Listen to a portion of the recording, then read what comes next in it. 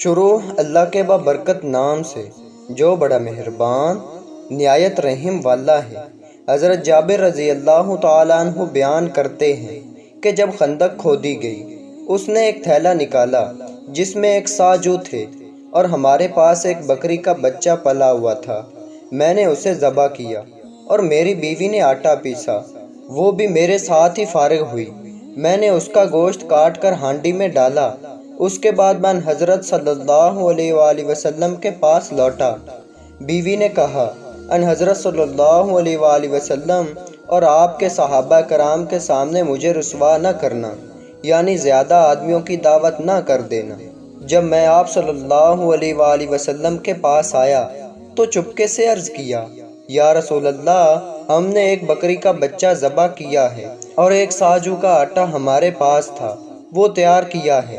تو آپ صلی اللہ علیہ وآلہ وسلم چند لوگوں کے ساتھ تشریف لے چلے۔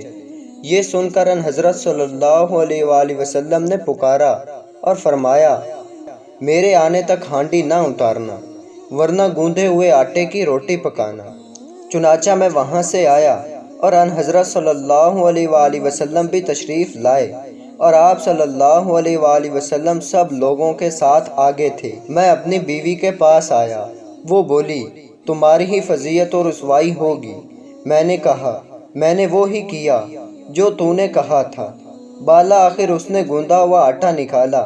آپ صلی اللہ علیہ وآلہ وسلم نے اس میں لعاب دن ملا دیا اور برکت کی دعا کی، پھر ہانڈی میں لعاب دن ملایا۔ اس کے بعد فرمایا، ایک روٹی پکانے والے کو اور بلا لو جو میرے ساتھ روٹی پکائے، اور ہانڈی سے سالن نکالو مگر اس کو اوپر سے نہ اتارنا۔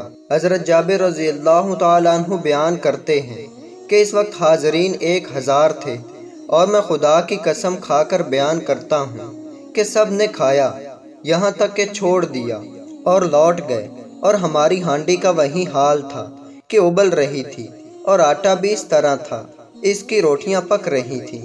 سبحان اللہ۔